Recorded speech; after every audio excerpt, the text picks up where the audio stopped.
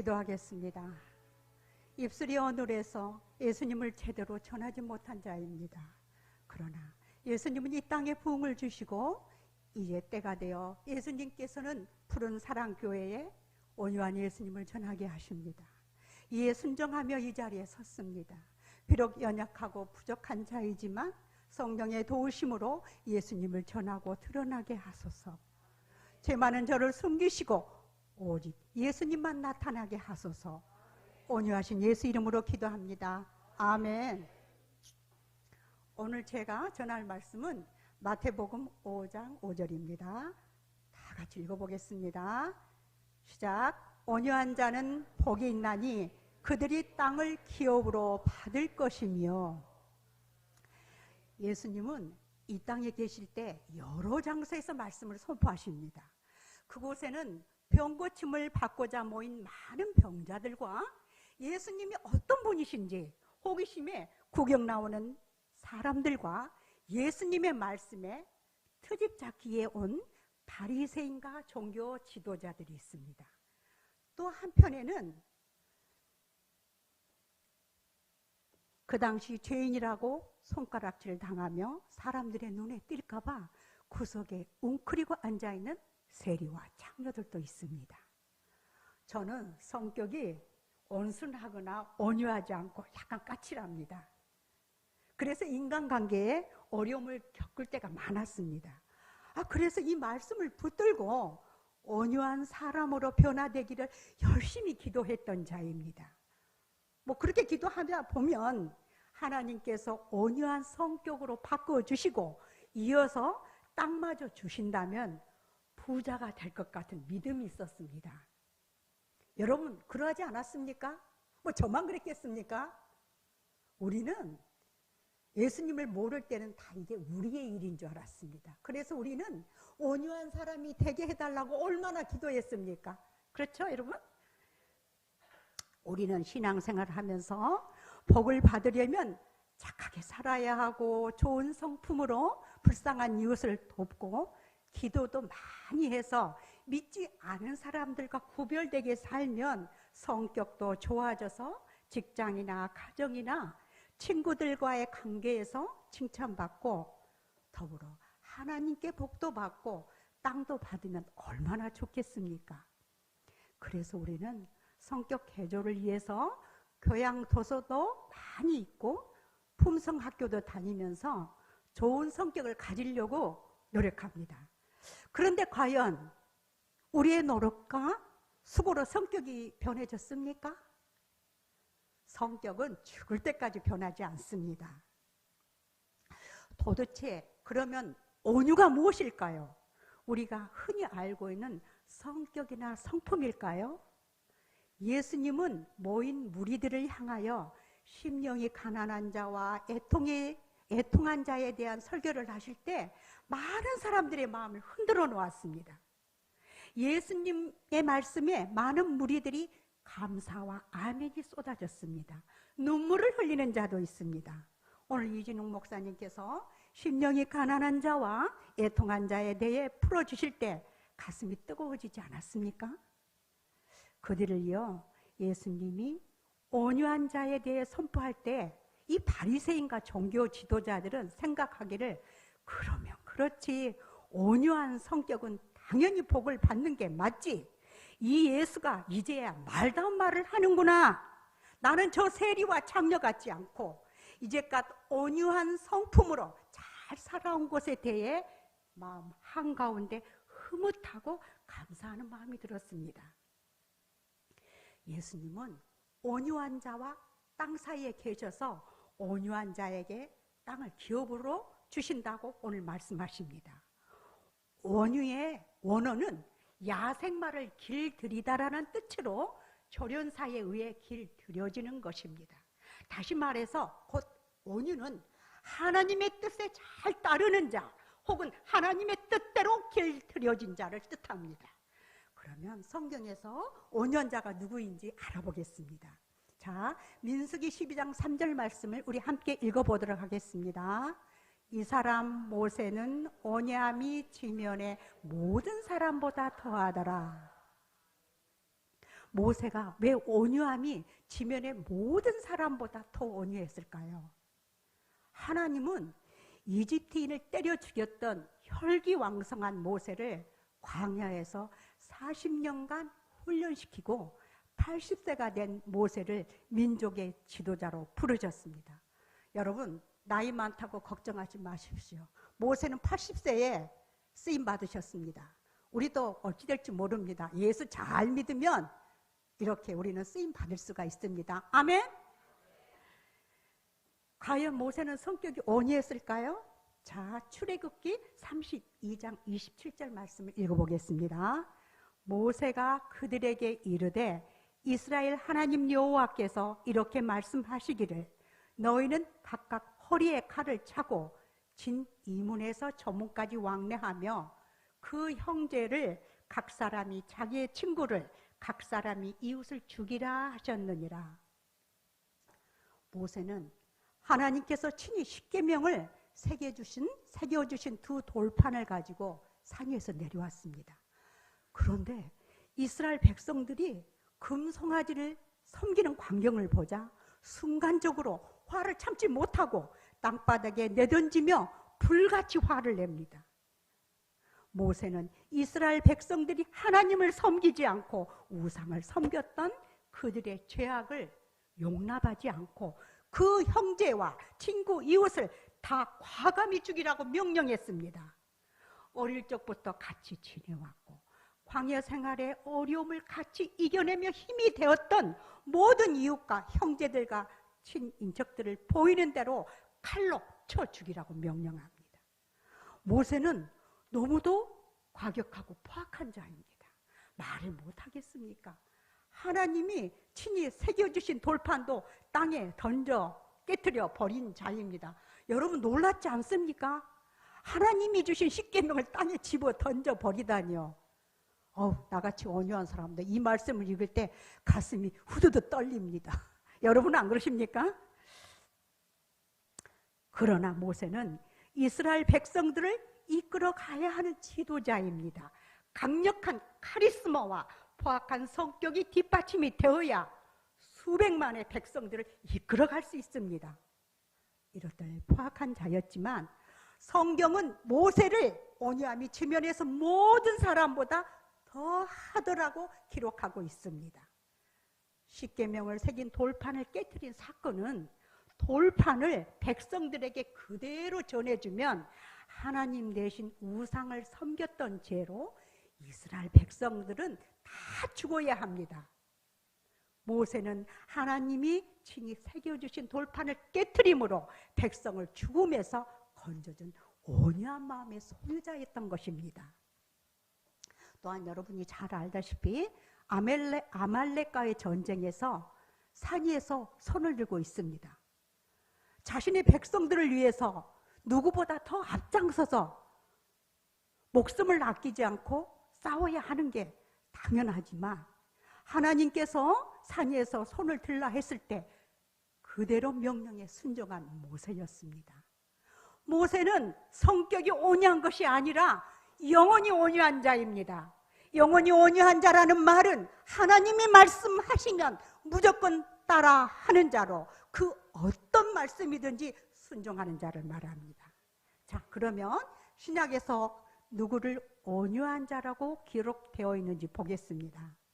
어느 날 예수님은 회당에서 본문의 말씀을 가지고 선포를 하십니다. 시편 37편 11절 말씀입니다. 그러나 온유한 자들은 땅을 차지하며 풍성한 화평으로 즐거워하리로다. 예수님은 시편 말씀을 가지고 온유한 자들이 차지하는 땅은 유일한 땅으로 하나님 나라를 의미하며 온유한 자는 천국을 상속받아 큰 화평과 즐거움이 있다는 뜻이라고 해석해 주십니다. 예수님은 온유는 성격이 아니다. 온유는 바로 영혼을 말한다. 하나님은 성격이 온유한 자가 아니라 영원히 온유한 자를 구원하신다. 모세는 평생의 꿈인 가나안을 눈앞에 두고도 하나님이 들어가지 못하게 했을 때 저항하지 않고 하나님 말씀에 순종했다. 모세는 자기 백성들을 칼로 죽이라고 하나님이 명령하시면 그대로 순종했다. 그러니 예수님 자신을 거부하지 않고 예수님을 받아들이면 반드시 영원히 온유해져서 구원 얻는다고 선포하셨습니다. 그렇습니다. 우리는 성격이 좋아지기를 원했지 영혼의 온유함을 원하지 않았습니다. 그렇지 않았습니까? 우리는 영원히 병들어서 예수님을 놓친 자들입니다. 우리는 영원히 온유한 자가 되어야 합니다. 우리의 완악함을 주님께 아뢰고 예수님만 구해야 합니다. 우리는 예수님을 사랑해야 합니다. 지난 2000년 동안 모든 시대를 걸쳐 유대교, 중세교회, 기독교가 쇠퇴할 때 모두가 온유를 성격으로 해석했습니다. 성경은 예수님의 말씀이며 사역을 말하고 있습니다. 인간의 성격에 관심이 없습니다. 성경은 예수님이 어떤 분인지를 말합니다. 자, 마태복음 11장 29절을 읽겠습니다. 자, 같이 읽겠습니다. 나는 마음이 온유하고 겸손하니 나의 멍에를 메고 내게 배우라. 그리하면 너희 마음이 쉼을 얻으리니. 아멘. 예수님은 마음이 온유하고 겸손하시다고 말씀하십니다. 이렇게 선포하신 예수님은 과연 온순했을까요? 그러나 성격은 온순하지 않으셨습니다. 예수님은 욕을 얼마나 잘하시는지 바리새인들이 견디지 못할 정도였습니다. 자, 마태복음 23장 33절 말씀을 읽겠습니다. 뱀들아, 독사의 새끼들아, 너희가 어떻게 지옥의 판결을 피하겠느냐?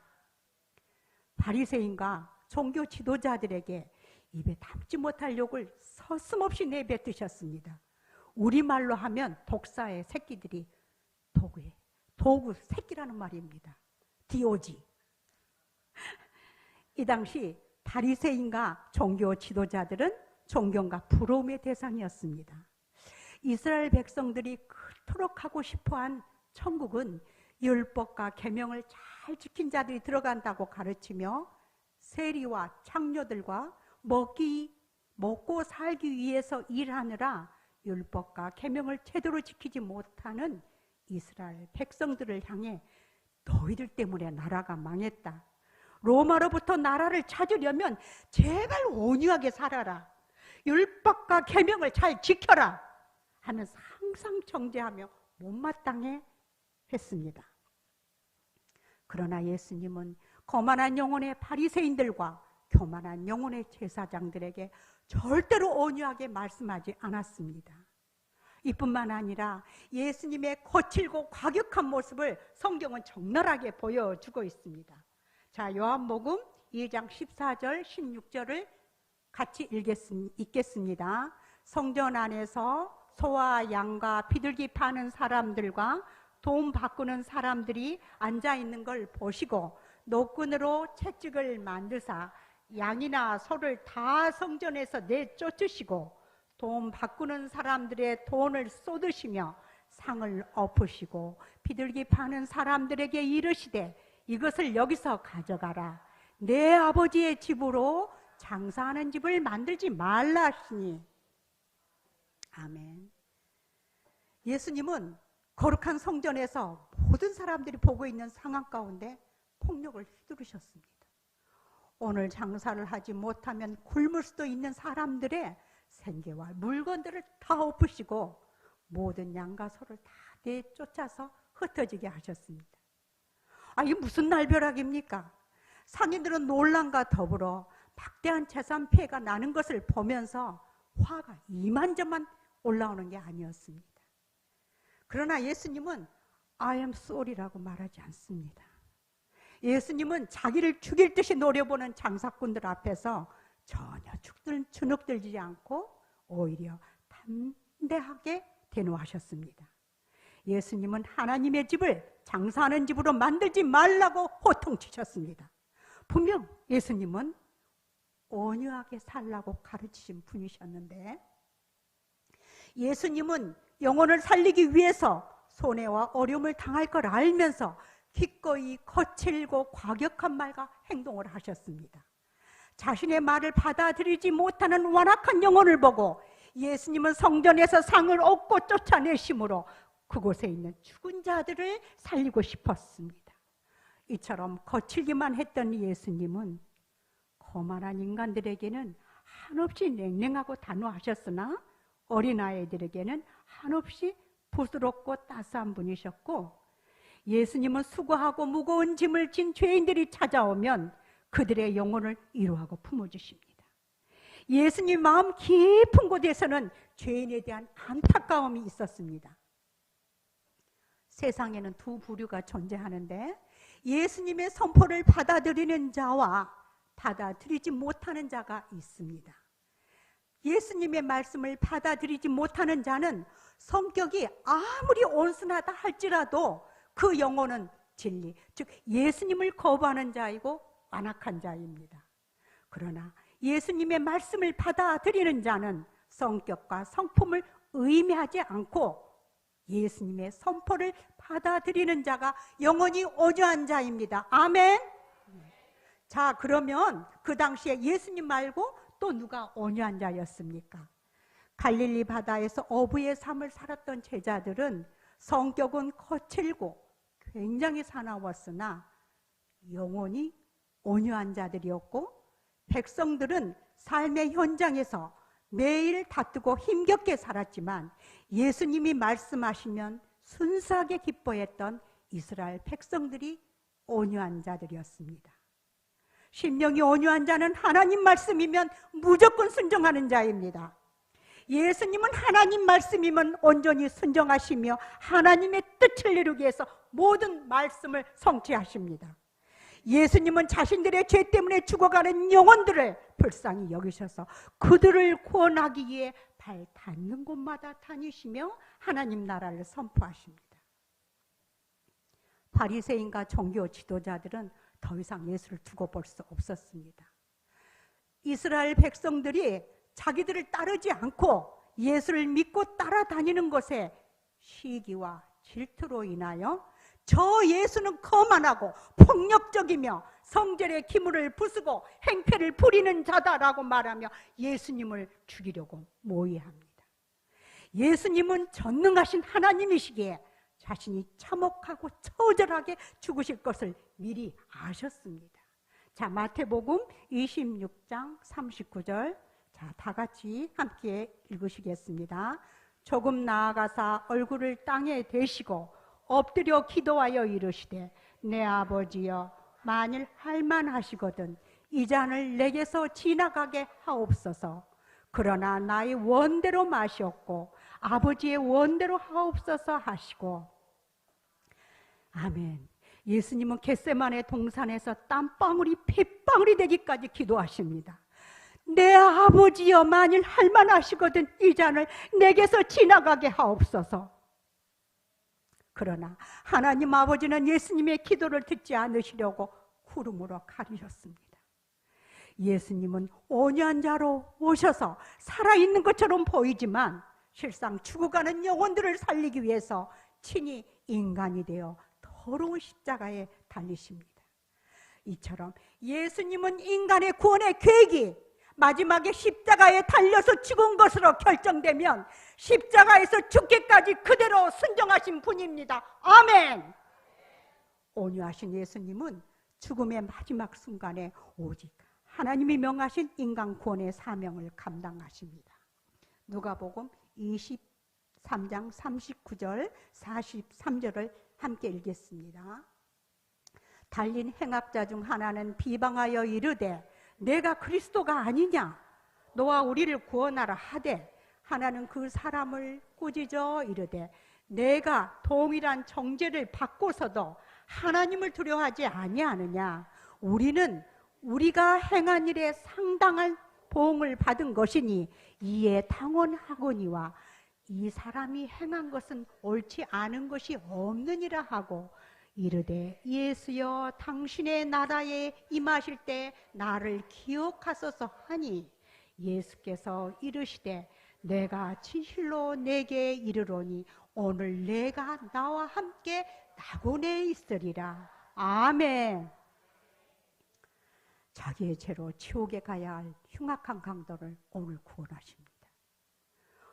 어떤 죄인이든 예수님 앞에 자신이 죄인임을 고백하고 예수님이 하나님이신 것을 입술로 고백하며 믿고 따를 때 예수님은 죄인의 죄명을 묻지도 따지도 않고 무조건 예수님의 온유함으로 다 용서하시고 천국으로 인도하십니다. 아멘.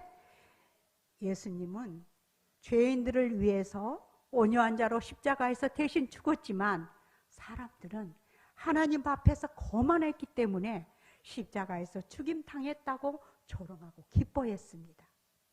예수, 그 이름, 온유의 끝판왕이신 예수 이름을 부를 때 우리는 가슴이 떨리고 가슴이 뜨거워져야 합니다. 예수 이름을 부를 때 아무런 감정이 밀려오지 않으면 병든 영혼이고 죽은 영혼입니다. 우리는 우리의 죄로 죽을 수밖에 없는 죄인이지만 예수님을 믿고 받아들임으로 예수님을 통해 죄 사함을 받고 구원을 얻게 되었습니다. 예수님의 온유함은 모든 죄를 용서하십니다. 죄 많고 적음과 죄인의 숫자에 상관없이 모두 받아주십니다. 예수님은 율법 완성을 통해서 예수님이 다 이루시고 우리의 모든 문제를 다 해결해 주십니다. 예수님의 사역으로 인하여 새 하늘과 새 땅에 입성할 수 있는 길이 열렸습니다. 이는 인간의 능력이 아닙니다. 예수님의 사역입니다. 예수님은 하나님께 온유함으로 죄인에게 사역을 하십니다. 예수님은 자신의 사역으로 타락한 모든 죄인을 의인으로 만드십니다. 자신의 영혼을 부어 주심으로 죄인의 영혼을 부드럽게 만드십니다. 온유란 성격이 아니라 예수님의 영입니다. 예수님의 영이 있는 자는 세상 그 누구보다도 온유한 자입니다. 예수님은 온유한 자들에게 땅을 기업으로 주길 원하시며 그 땅은 임야나 대지 수준이 아니라 the earth로 정관사 더가 붙은 땅, 곧 지구를 말합니다. 그 땅은 예수님을 믿는 자들에게 허락하신 약속의 땅, 바로 새 하늘과 새 땅을 말합니다. 그러면 온유한 자에게 주시고자 하는 새 하늘과 새 땅은 어떤 것입니까? 요한계시록 21장 1절 말씀을 읽겠습니다. 또 내가 새 하늘과 새 땅을 보니 처음 하늘과 처음 땅이 없어졌고 바다도 다시 있지 않더라. 예수님께서는 처음 땅, 지금 우리가 살고 있는 이 지구를 다 갈아엎으시고 새 하늘과 새 땅을 이 땅에 새롭게 창조하시어 그 땅을 우리에게 상속하여 주십니다. 그 최초의 인간이 살았던 에덴 동산보다 더 크고 아름다운 땅을 주겠다고 약속하십니다. 온유한 마음으로 예수님을 믿고 받아들이는 모두에게 새 하늘과 새 땅을 주시겠다는 전능자만이 할 수 있는 약속을 해주십니다. 인간은 천국에 들어가기 위해서 수많은 시간과 방법으로 수양합니다. 우리는 마태복음 5장 5절을 온유한 성격으로 이해했습니다. 그래서 예수님을 만날 생각을 하지 않고 사람의 성격을 바꾸기 위한 프로그램에 집중했습니다. 결혼을 앞둔 예비 신혼부부가 교회에서 운영하는 예비 부부 학교를 갔는데 신랑은 기독교인, 신부는 천주교인이었습니다. 신랑은 천주교를 믿는 신부 때문에 조금은 걱정이 되었습니다. 그러나 예비 학교를 다녀온 후에 이와 같이 글을 남겼습니다. 기독교에 대한 내용을 많이 말할 줄 알았었는데 부부로서 가져야 할 교양과 덕목 위주로만 얘기를 해서 다행이었다고. 이것이 성격을 온유하게 하기 위한 품성학교의 단면입니다. 사람의 성격은 쉽게 변하지 않습니다. 우리의 성격은 어떤 교육이나 프로그램으로 바뀌지 않습니다. 우리는 율법 완성을 산상수훈이라고 이해했고 예수님의 8가지 사역을 팔복이라 하며 인간 중심으로 해석했기에 예수님이 보이지 않아서 우리의 노력과 수고와 자신의 기도로 팔복을 얻고자 했던 자들입니다. 나 역시도 신앙생활을 하면서 온유하지 못한 성격과 예수님이 보이지 않아서 신앙생활이 답답하고 눌려있던 자였습니다. 신앙의 연수가 길어질수록 모든 것을 정죄의 눈길로 보았고 진정 자유가 없는 종교 행위자였습니다. 오래전 저는 공직에 있을 때 HIV, 후천성 면역 결핍증 감염자를 관리하는 업무를 맡게 되었습니다. HIV 감염자들에게 자신의 병명을 알려주었을 때 그들의 얼굴이 일그러지며 순간적으로 세상과 자기와의 사이에 커다란 벽을 쌓으며 스스로 단절시키는 모습을 보았습니다. 한 가정의 가장이 남편 역할도 할 수 없고 직장에서 더 이상 숨길 수 없어 직장을 그만두고 세상에서 도망치듯 숨어버리는 모습을 보면서 저는 그 옆에서 상담과 치료를 도와줄 뿐이지 그들을 진정으로 온유한 마음으로 위로해 주지 못했습니다. 왜냐하면 내 마음 깊은 곳에서는 그들의 행위에 대한 대가라고 생각했기 때문입니다. 지금 생각해보면 그들의 절망과 고통과 극심한 스트레스를 보지 못했던 저에게는 예수님이 없었습니다. 저는 바리새인과 종교 지도자들과 똑같은 자였습니다. 저는 교만한 자요 완악한 자였습니다. 우리는 죄라고 하면 거짓말하고 도적질하고 살인하는 등등의 윤리적인 죄를 말하지만 죄란 예수님을 믿지 않고 예수님의 형상으로 인간을 지으신 창조주 하나님을 인정하지 않고 영광 돌리지 않는 게 죄입니다. 저는 그렇게 세상에서 하늘을 바라보지 않고 땅만 보고 살다가 구천에서 영원히 헤매일 인생이었는데 그런 저를 하나님이 불쌍히 여기셨습니다. 어느 날 새벽에 뚜렷하게 예수께로 나가라라는 두 번의 음성이 들려왔습니다. 그때 교회를 다닌다고 했지만 하나님은 알 것 같은데 예수님이 너무 낯설게 느껴지며 도대체 예수님이 어떤 분이시지? 어떻게 하면 예수님을 만날 수 있을까? 그 뒤로 예수님을 만나려고 온갖 집회에 다녀보고 참 산기도도 다니면서 사슴이 시냇물을 찾아 헤매듯이 예수님 알기를 몹시 갈망했습니다. 하지만 예수님을 정확히 알려주고 말하는 곳이 없었습니다. 이렇게 간절히 예수님에 대해 목말라하고 있을 때 예수님은 저의 팔을 붙드시고 기독교 미래연구소로 인도해 주셨습니다. 푸른 사랑교회 성도 여러분, 여러분 복받은 성도입니다. 남근영 목사님을 통하여 율법 완성과 그 발간된 예수 계시, 예수 고난, 예수 시작을 통하여 성경에 감추어진 비밀들을 풀어주시고 깨닫게 해주십니다. 더 이상 율법과 계명을 내가 지킴으로 구원의 길을 얻고자 예수는 성도가 아니라 오직 성경의 주인이시고 진리신 예수님으로 자유케 된 성도입니다. 세상에는 수많은 교회와 목사들이 있습니다. 이 시대는 예수가 누구인지를 모르기 때문에 예수님을 말하지 않습니다. 윤리와 도덕과 착한 행실과 온유한 성격으로 선을 이루어 천국을 소유하려 했던 이 악한 세대에 우리는 보응을 달라고 기도하지 않았는데 예수님께서 예수를 잊어버린 이 시대에 이 나라 이 땅에 부흥을 주시면서 하나님은 산과 들과 도시들 어디서나 예수 부흥을 외치게 하였습니다. 예수! 예수! 예수!